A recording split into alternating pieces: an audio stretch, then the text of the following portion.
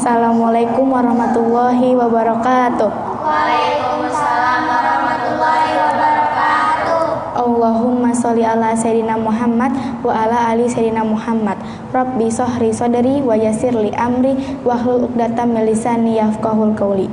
Puji dan syukur atas kehadirat Allah Subhanahu wa taala yang telah mengumpulkan kita kembali di malam ini.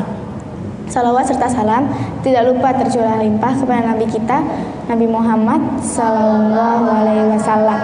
Pada malam ini saya akan menyampaikan kultum tentang menuntut ilmu syar'i. Ilmu syar'i itu apaan sih? Ilmu syar'i adalah ilmu yang akan menjadikan seorang mukallaf mengetahui kewajibannya berupa masalah-masalah ibadah dan muamalah. Jadi ilmu syar'i itu bakal menjadikan kita seorang mukallaf yang mengetahui kewajibannya, terus kewajibannya berupa masalah-masalah ibadah dan muamalah. Imam Ahmad berkata, manusia lebih memerlukan ilmu syar'i daripada makanan dan minuman. Kenapa? Karena makanan dan minuman hanya dibutuhkan 2 atau 3 kali sehari, sedangkan ilmu diperlukan di setiap waktu. Mengapa manusia senantiasa membutuhkan ilmu syar'i? Kenapa? Mengapa manusia senantiasa membutuhkan ilmu syar'i?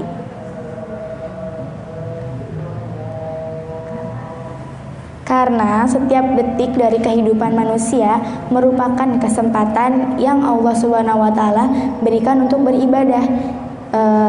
Karena setiap detik kehidupan itu tuh kesempatan yang Allah berikan untuk kita tuh beribadah kepada Allah Subhanahu wa taala. Nah, siapa saja yang perlu belajar? Rasulullah Shallallahu Alaihi Wasallam bersabda, "Tolabal ilmi faridatun ala kulli muslimin." Mempelajari ilmu agama itu wajib dilakukan oleh setiap muslim. Jadi, belajar ilmu agama merupakan kewajiban setiap umat muslim, baik laki-laki dan perempuan. Belajar ilmu agama dengan mendatangi majelis ilmu ternyata sudah dilakukan oleh wanita zaman dulu juga. Jadi mungkin kalian pernah berpikir kali ya, kalau wanita itu datang ke majelis pas zaman-zaman sekarang aja, tapi ternyata enggak, dulu juga. Nah, keutamaan ilmu syar'i. Ilmu syar'i memudahkan jalan aku punya keutamaan ilmu syar'i. Yang pertama itu, ilmu syar'i memudahkan jalan menuju surga. Dari Abu Hurairah radhiyallahu anhu, Rasulullah Shallallahu Alaihi Wasallam bersabda, "Man salaka thariqan yaltamisu bihi ilman, sahhalallahu lahu bihi thariqan ilal jannah." Barang siapa menelusuri jalan untuk mencari ilmu agama, Allah akan memudahkan baginya jalan menuju surga. Jadi, barang siapa yang mencari ilmu agama untuk Allah Subhanahu wa taala, Allah akan mempermudah kita untuk masuk surga, untuk jalan menuju surga. Nah, yang kedua, ilmu adalah warisan para nabi. Para ulama adalah waris para nabi. Sesungguhnya para nabi tidak mewariskan dinar ataupun dirham, tetapi mewariskan ilmu. Iya kan? Emang nabi itu ngasih warisan ke kita dinar atau dirham? Enggak kan? Tapi mereka mewariskan ilmu. Maka dari itu, barang siapa mengambilnya, ia telah mengambil bagian yang cukup. Jadi kalau misalnya kita mengambil bagiannya, tandanya kita sudah mengambil bagian yang cukup. Yang ketiga, orang yang dipahamkan tentang ilmu syar'i adalah orang yang dikehendaki kebaikannya oleh Allah. Man yuridillahu bihi khairan yufaqihu fid dini. Barang siapa yang Allah kehendaki mendapatkan seluruh kebaikan, Allah akan memahamkannya ilmu agama. Nah, siapa yang Allah kehendaki mendapatkan seluruh kebaikan, maka Allah akan memahamkannya tentang ilmu agama. Yang keempat, orang yang takut kepada Allah hanyalah orang yang memiliki ilmu syar'i. Sesungguhnya yang takut kepada Allah di antara hamba-hambanya hanyalah ulama. Jadi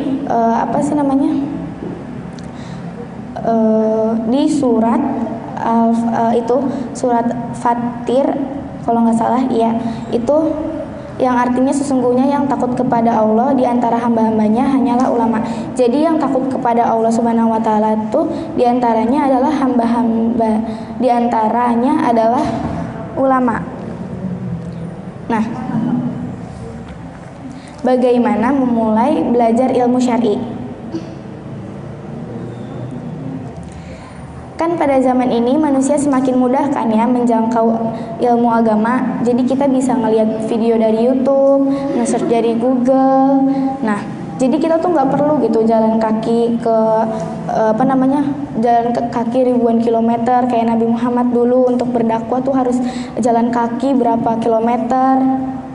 Nah, sekarang kita udah gampang, kita tinggal bisa ngelihat dari YouTube, nge-search di Google.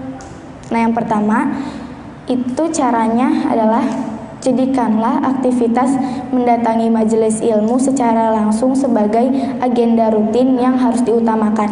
Jadi jangan mentang-mentang juga ada YouTube, ada Google, kalian malahan males gitu ke majelis taklim. Padahal nggak kayak gitu juga. Mendatangi majelis taklim secara langsung itu harus dijadikan sebagai agenda rutin yang harus diutamakan gitu. Nah, yang kedua, berikanlah perhatian lebih pada materi tauhid. Hal ini karena inti dakwah setiap nabi dan rasul adalah tauhid yang mengajak manusia untuk menegaskan Allah saja. Jadi, kalau misalnya ada materi tauhid, nah kita tuh harus memberi perhatian yang lebih gitu. Kita harus ngedengerinnya secara sungguh-sungguh. Karena apa? Karena Rasul mengajak manusia untuk menegaskan Allah saja.